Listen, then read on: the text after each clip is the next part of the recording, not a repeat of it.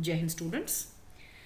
Before beginning this chapter, I would like to wish a very happy new year to each and everybody, and may this year bring good health and happiness to all of you.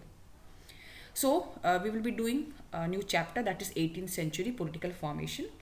The basic reason why we are doing this chapter is that we will understand the emergence of new political groups in the subcontinent during the first half of the 18th century. So when the chapter starts, we have two maps, and if you closely look, this is the first map and this is the second map. The first map is the external boundary of the Mughal Empire during 1700, and the next one is the territory under the British control mid 18th century. Now if you compare these two maps, you will see there are a number of changes which had happened in during the first half of the 18th century, and the boundaries of the Mughal Empire were reshaped by the emergence of a number of independent kingdoms. And by 1765 we will notice that how the British had started to control a number of regions in India.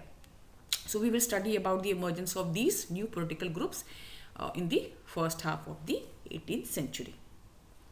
Now, why did the Mughal Empire come to an end, or what was the crisis? We will see.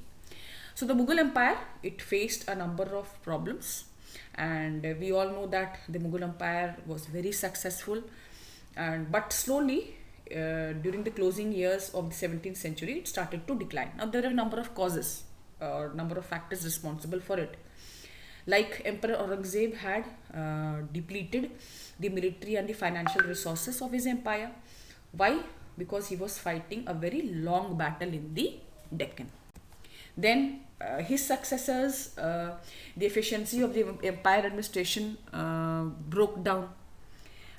It became very difficult for the later Mughal emperors to keep a check on the powerful Mansabdars. We have read about the Mansabdars in the previous chapters.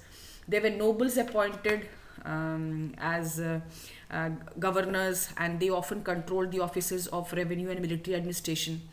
And this thus gave them extraordinary political, economic and military powers.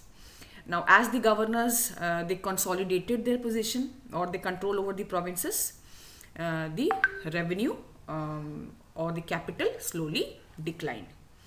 Then there were peasants and these Amidari rebellions happening in many parts of northern and western India, which added to the problems.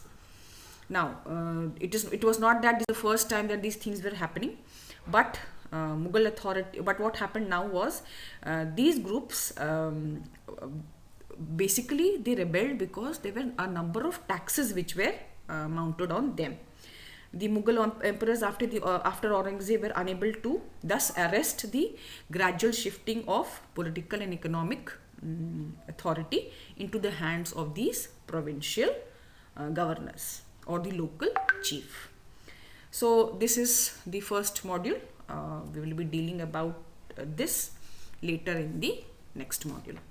This is a picture of Aurangzeb. Till then, Jai Hind.